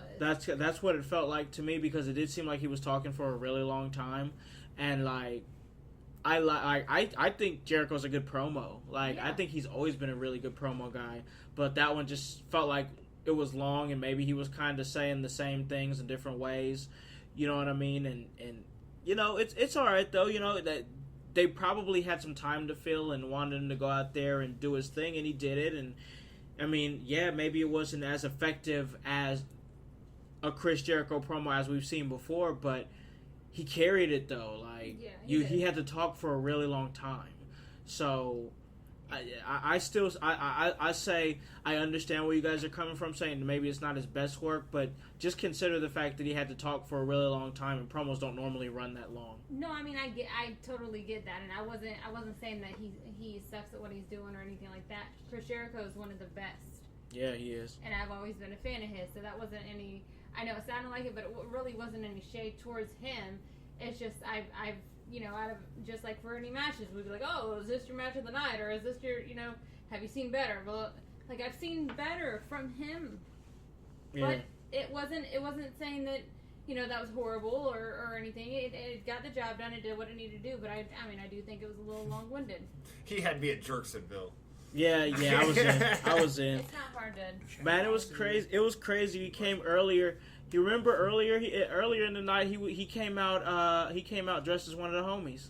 Yeah, he did. Yep, he was dressed as one of the homies. I wonder, did he do the homie throne? I don't know if he helped out with the homie throne. I have to go back and I have to rewind that and see that again if he was part of the homie throne. I think he should have been. That would have been dope if he was part of the homie throne. Right. Like, to be part of the homie throne, come on, man. Back to that. I'm getting my own homie throne. Man, for real, I need a homie throne. Can you imagine the Dark Order, like how good they must feel if they got Chris Jericho in their homie throne? Wow. That's a pretty big deal, man.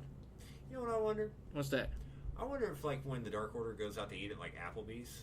If they have the homie throne? Yeah, if they bring the homie throne, be like, oh, would you like to stay here? Or you No, we got our own. Like, no, we're good. Homies, assemble. Yep. And then, like, here they come. And then like, they sit there while the Dark Order eats their chicken wings. Yeah, yep. He's, like, wiping his fingers on one of their masks. Like, I wonder if the homies eat. You think the homies be eating? oh, the homies be eating. Like, They're kind of shivering like they're hungry. I know, like, they seem like they're kind of shriveled They got up. that Like, battered. I know, one of them's bad. Like, one of them, like, was holding his arm and shit, and I'm like, bro, why are you holding your arm? well, sometimes the Somebody homie beat throne one of may them. fall, and then, they're not going to put up with that.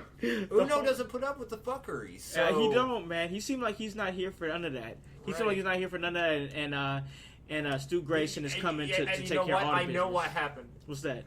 I know why the one guy was holding his arm. What's that? Oh, no. They went to set up the homie throne one time, and one of them put a whoopee cushion on it. What? And, You got a boo effect and, and, boo this man. and Uno doesn't like fart noises. You You know what? Whatever. It's like 4 o'clock in the damn morning. Now we're doing this damn show. We're making fart jokes, all right? We're talking homie thrones, you know? I mean, what the hell are we doing here? Great. The homie throne is great. But Wrap this shit up. Yeah, Man. we gotta take it home. Oh, I know. We're about to, man. We're about to, because here we're talking about. We're here, man. We're already here. And we're talking about the main event. Okay, good. Oh, wow. We're talking about the main event. And Kayla's ready to tap out over here. I Hey, am Kayla! old. Hey, Kayla. Damn you. But we're talking about the Young Bucks versus Cody and Dustin Rhodes, and this was a pretty good match. We'll talk about the ending of the match and what happened after the match in a little bit. But the match itself, I thought it was pretty good. Not my match of the night. Wasn't quite there, but man, anytime you get a chance to see the Young Bucks do their thing, it's always amazing. What are you thinking, Michael? The Young Bucks, I mean, they crafted an excellent match. They both worked to their strengths, I think. Because the Young Bucks were everywhere, like they always are. And, well, Cody was too, in a sense. Oh, yeah. Cody left his feet a lot more than I'm kind of used to seeing him do, which is cool. I agree with that. And Dustin hung with him. Not to say that Dustin can't hang, because, again, Dustin's doing the best work now than I think he's ever done. Yeah. And, I hope he's not thinking about hanging it up, which it kind of seemed like they were leaning that way. And then other things happened. But yeah, the match itself, I love how it was put together. Again, I love the Cody segments, man. Yeah. Like anything that Cody's in or has his fingers on is good to me. He's just a good storyteller. Exactly. He's a really good storyteller. And and as is Dustin, so I mean and I love the video lead into this. Like I love the only thing I can say is I don't like Dustin's entrance music, and that's all thanks to Drake. Drake pointed out in detail that I'll let him divulge here because I don't want to steal his thunder, but I think he's absolutely right on this, and it's made it to where I don't like Dustin's music. So I guess, bounce it over to Drake here and let him take over and let you guys know what I'm talking about. You can just go listen to Dustin, or listen and watch and crank it, listen to it. Dustin's entrance music is the exact same riff, drum beat as Brain Stew by Green Day off the Insomniac album. Can't listen to it, not think of that, it pulls me out. And I don't know if that might be by design. I don't know. Maybe. Dustin may be a fan. He seemed like he'd be a fan of Green Day, really. No, He seems like a Conway Twitty kind of guy to me. Really? Yeah. No, I don't know. I just want to say Cash. Conway Twitty. Johnny Cash. I can see Johnny Cash. In all seriousness, I'd say Johnny Cash. Yeah, he seems like a Johnny Cash guy to me, which nothing wrong with that. Johnny Cash is cool. A little bit of John Denver. He's either listening to Johnny Cash or he's going to a Pantera show in the 90s and beating people up. I could see it's either or.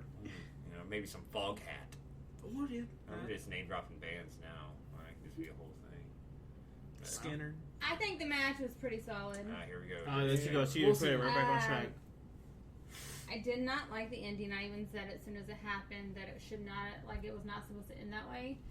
I originally had first thought that Dustin got winded and wasn't able to get into the ring originally first to break up the pinfall. And then I was like, oh, well, he's supposed to be retiring. Nope. Didn't happen.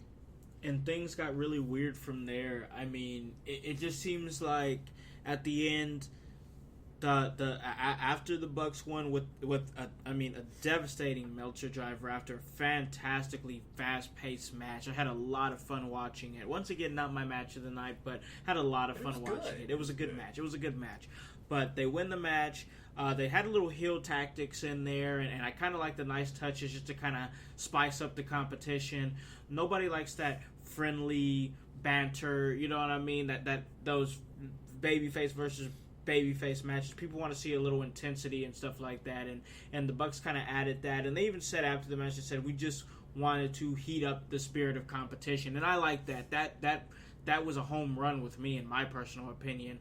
Just to do that. Of course, it's no secret that Cody and the Bucks are boys. We all know that. We're not stupid, but just to ramp up the competition, the spirit of competition the way they did, I really like that. Nice touch. Just made it that much better to me. And and after the match, once again, things just got strange because they were cutting a promo, and it really felt like things were angling towards, in my opinion, and I think everybody here, and I don't want to speak for everybody, but it felt like they were angling towards a retirement for Dustin Rhodes. And then all of a sudden you hear You hear, it looks like we're running out of time. People start coming out with the check. And, of course, this is not to say anything about this segment. They did the charity segment. And the flow was just completely and totally off. They just came out, killed the time. And, I'm not sure how I feel about the fact that they made it aware to everybody, we only have this much time left in the show. I'm not sure how I feel about that. It was a strange look for me. I mean, they made it really obvious the way that they were talking to each other and whispering to each other about, we're about to go off air. And then Kenny says, we're off air, but they weren't off air. And then he just ends it with awkward, I don't know. What was it, a boop and a beep? Or or something. A boing. A It was a boing. boing. I didn't get it. I'm not sure. Now that I'm thinking about it, do you think they changed it from bang to boing on purpose because the show was for the shootings, gun violence? Yup, Oh, there it is. wow. There it is. Womp womp. Well, I feel like an asshole now. Yup, I sure do now, buddy. Because it really wasn't alluded to. Whoa, that just hit us heavy. Right. Yeah. It was really confusing. Like Yeah. I don't know if they intended for it to just register with people, but it definitely didn't. Clearly, because Obviously. it's 3:30 in the damn morning. And plus, they probably didn't want to come out and be like, "Hey, well, because that things happened, we're not going to say this." So they didn't want to come out and say it. So they made, like you said, they probably They tried to dance around it and hope that it clicked with people, and I guess it didn't click with us until just now. Yeah. But good on them. Yeah, for sure. I dig that.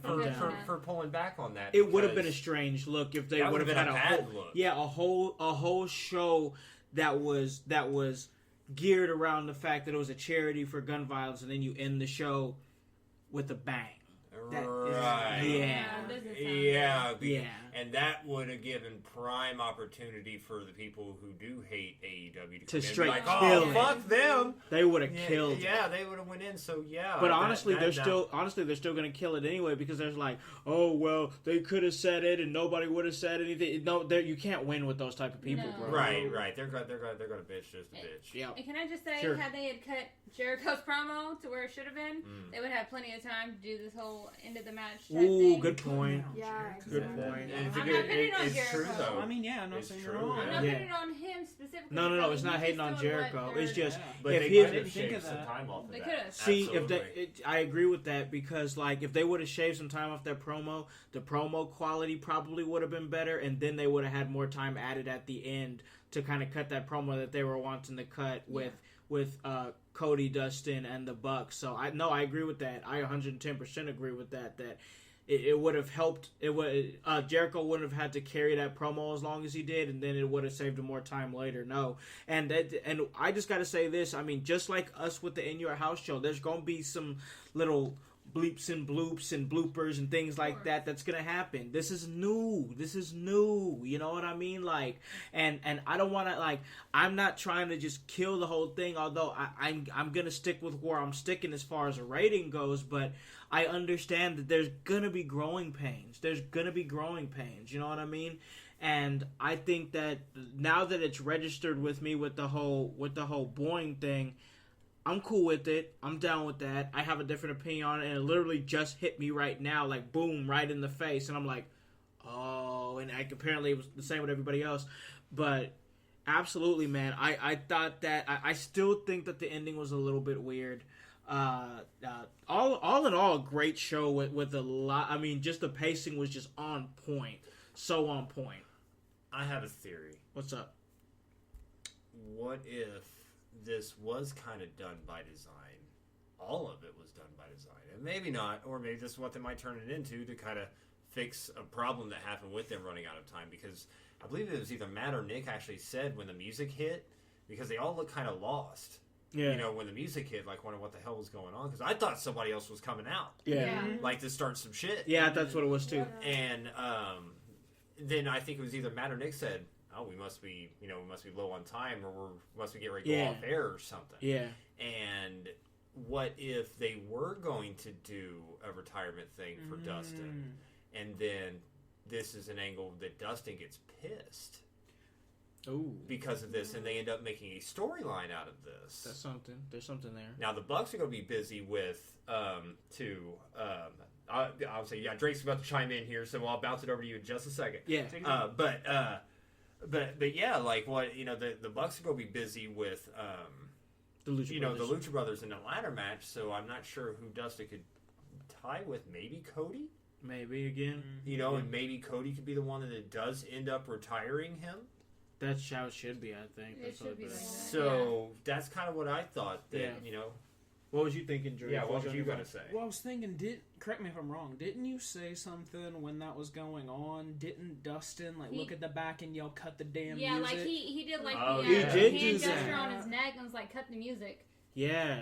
That's So- What if that was by design? It totally could have been. I have another theory. What do you got? So I was sitting there trying to think about it, and with the interview that they did talking about that chair, what if they're doing a bit where they're trying to give us a backstage look at things? Maybe. Yeah. Kind of Yeah. pull us into the world with them. We'll I see. agree And with what that. have we talked about? We talked about on here that's where the show is. Yeah. The show is backstage. That's what, at It least really with is. WWE, that's what they should do. Yeah. I want to hear Vince McMahon telling, Andrade that, hey, learn some English, pal, and get back to me. Yeah, dude, I want to hear Vince McMahon trying to tell Dean Ambrose to say the pooper scooper line. Yeah. Tell him how a good shit, pal. That's the show. So yeah, I mean that's possible, and I mean to play off of that, they kind of do that with their YouTube shows and stuff because they refer to booking the shows, and the thing they did with the expand on that, I believe there was a clip of Sean Spears put out where he played that clip of Cody Rhodes saying he's a good hand. He's a good hand. He's a good hand. And that's what prompted Spears to go in and say, fuck you. And you wrap that chair around Cody's head, talking about, I'm more than a good hand, bitch. I could be your champion here. Yeah. So, maybe you're right on that. I think that could be cool. What do you think, Okay, Kelsey? so I think, because I was originally going to say if it's not where Dustin is teaming with Cody and gets retired, then it should be Cody to retire him. But I just had a thought pop in my head. What if, because obviously we already know as the chairman, his beef with Cody. What if he has a match against Dustin, retires him, and adds to the beef with Cody? Oh, that actually makes more sense. I like that. That actually makes more sense. I might be the only person in here that doesn't want to see Cody retire Dustin. Because typically the retirement, the person, like Dustin, would be going out to put somebody, the new guy, over, the next big push. That's always how it's kind of gone. Unless they want to break tradition that way, why not send them out Darby? And with exactly what she said, and that would do it right there. That would I like my little theory. I now that's what I want. Yeah. I don't want Cody to be the one now. Sean Spears needs to be the one to do it. Right. Man, for real, listen to that. Or they're going to be like, we already had that written. I know, that's part of our year-long story. You know what it probably is. Y'all are already advanced on it. Good job. Good job for you guys. They're already doing good stuff. Add us when we're right. That's right. good. That's good, though. Yeah, I like that. That's really good stuff. And Dustin would make that great, too. Yep. Now, can we see have that. that now? Man, I'm sitting here thinking about it. I want that. Yeah, Sean Spears versus Dustin Rhodes at All Out. And we need some good booking. Match. Hey, Kayla! Retirement Hey, versus job Kayla! match. No doubt. No Retirement doubt. versus job. I like that, man. That's really good stuff. Yeah. That's good stuff. What I do here. So, man, as far as this show goes, it's that time of the night, and we're going to be giving them some thumbtacks. We're going to be handing out some thumbtacks here, and we're going to go around the room here. So I'm going to start it over here with my man, Mikey Hutch. How many thumbtacks are you giving the show, bro? I'm hovering between 8.5 and a 9. Mm-hmm. I was going to say the ending, because, again, the whole thing with Omega really threw me off, but with him with the epiphany that we all had damn near in unison here, Yeah. which I'm really surprised we didn't connect that sooner, but I'm going to say it was a 9, man. It was a good show. I dug it, and it made me want more, and as we've said, that's what's important. Yeah. I hope they can keep this momentum going.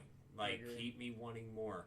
after your show is over, I should want to see more of it and where things are going to go. And that's where I'm at. I'm ready for All Out. For sure. And if they can keep that that momentum going after All Out into their weekly show, WWE better watch the fuck out. I agree.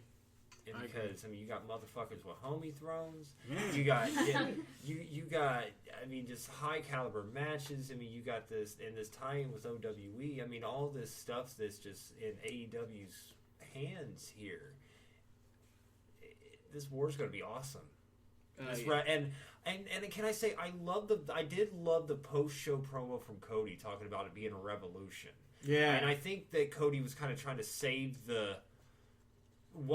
how things kind of fell apart or whatever it was that happened there with that, and he lit that crowd up with that, and talk about we're going to be there and who's coming with us, and we want and again, that's the kind of shit that they need to do. Yeah, I agree. To draw people in, be a part of this, man, because they're changing shit. Yeah, for sure. So I agree with that. I'm gonna say a 9.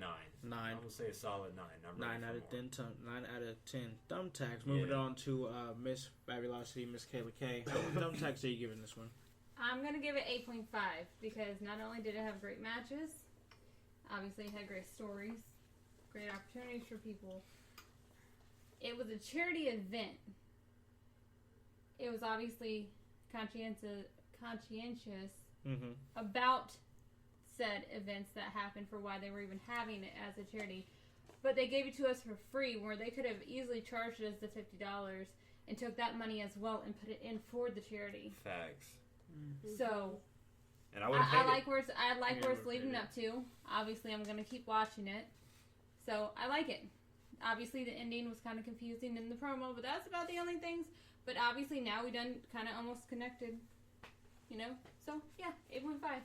Okay, I can dig that. And we're going under the sea here. Ariel. Pop every time. What are you thinking about the show? How many thumbtacks are you giving it? So I'm kind of battling between an 8 and a 9, but I think I'm gonna go with 9 just because of that realization that we all had. Because it was kind of confusing, and that kind of took away from the show for me. But now there's kind of an intrigue there. Now right. I'm like, okay, what are they going to do with this? Because there's so many routes that they could go. Mm-hmm. But it was overall a really, really good show, and it was free. So that is just a bonus. And I think the key thing to ask you, as somebody who's coming in just back to watching wrestling, do you want to see more? Oh, absolutely. Okay. Oh, there you absolutely. Go. Cool. There you go. Cool. That's so what we're here. That's exactly That's the what point. they want. Right. That's the point. Did its job. That's the point. So, Drake, what are you giving it, man? How many thumbtacks? 8.75. 8.75. Okay. Yeah, Okay. I think it's a great show. As I said earlier in the show, it was a roller coaster full of ups and downs, mainly highs, a couple little lows, but one of those lows is lifted after our all sudden realization all at the same damn time. But yeah, 8.75. I like that. I'm down with that. As for me, man, after the show had ended, I was like, I don't know if I can give it above an 8. I don't know if I can.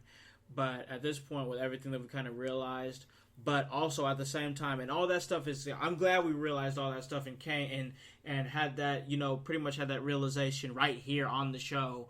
That's awesome. But that doesn't take away from the fact that it was kind of poorly put together. You know what I mean? Poorly. It was still awkward. It was still awkward. So I'm gonna come off my stubbornness from that 8, and I'm gonna give it an 8.5. I'll give it an 8.5. I don't know why, but I thought you were saying I'm going to come off my service. I'm going to give it an 8.2. No, 8.5, man. I give it a 8.5. I really, really like the pace of this show. I honestly think it was better than Fyter Fest, in my opinion. I mean, as far as the flow of the show altogether, I think it was better. Better pacing. Yeah, better pacing. I think the matches at Fyter Fest were a little bigger. They had some matches that were a little bit bigger, but just this show altogether was really good, really, really good. And did we mention Homie Throne? There was a Homie Throne, y'all. So get on that, man. You got to see the Homie Throne. Dark Order is it. Right. They're it. So, man, this was another this right here, man. Another great episode, man. Another great episode. I mean, it's 3:30 in the morning. I'm sure everybody wants to get a little sleep. You know what I mean? A little bit. I don't even know what that is anymore. I know, right? Oh, I'm so busy all the time, bro. For sure. I feel that. But Stupid adulting.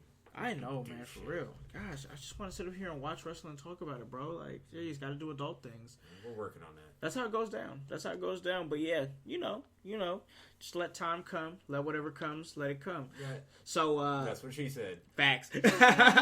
but man, it's that time, man, and we'll go around the room and do it. You know, everybody who has something to plug, we'll let them plug, and we're gonna start with Mikey Hutch. Go ahead, man. Plug away. Yeah, if you guys follow me on the Twitter at Hutch IYH, and just give me a follow. Let me know what you did. I got a whopping 15 followers now, so he's moving up in the I am world. on and popping on the Twitter, as it were, and I tweet probably once every 2 weeks, so maybe that explains why I haven't got a lot of people. But I don't know. I'm trying to get on there more.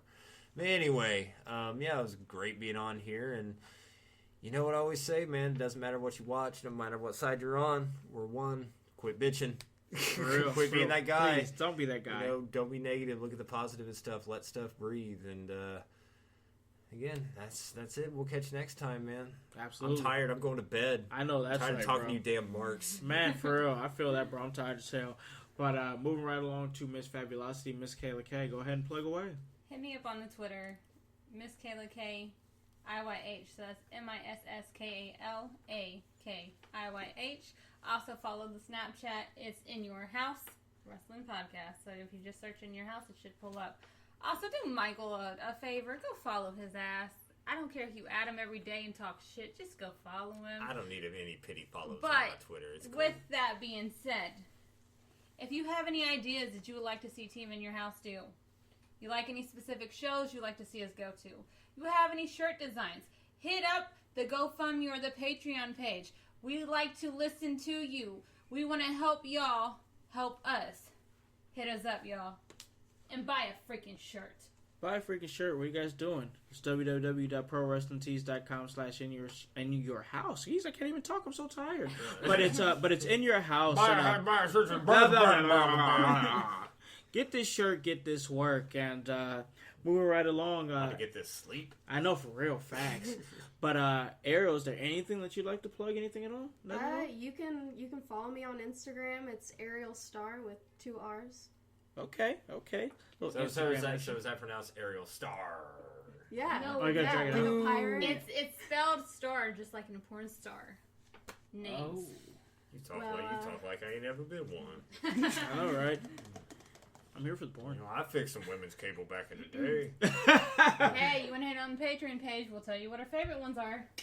Oh, Yeah, yeah. we're not divulging that here. You got to pay for that. Yeah. You have to get behind that subscription wall. We might be hoes, but we're not cheap ones. In Your Thanks. House After Dark. Oh, Hey, I yes. suggested Yeah, you did. that. Thoughtcast. Anyways, go ahead. Podcast. Wow. It's gold. Moving right along to Drake. Plug away. What's my Twitter handle? I just looked. Wow. It's you can follow me at fake_Drake_yo. As I said last time, I post dumb memes and wrestling stuff. You can come follow me and watch me talk shit to Mike every day from now on. I'm gonna do it every day. I'm gonna talk shit to Mike and Adam. I am currently blocking him as we speak. I got back do at not profiles. It's fine. I do not have the time for those hijinks or chicanery. Thank you, sir. Hijinks and chicanery, but he says he has burner accounts, so you might get that smoke anyway, bro. I guess it is what it is. He's Whatever, got man. the Gives deal. me followers, I guess. I'll take it. There you go. Take that. And I hope you guys took this episode. It's going to be a great Monday morning episode as we reviewed AEW's Fight for the Fallen. Guys, this was another great episode, but that's just what we do it in your house. We just give you that work.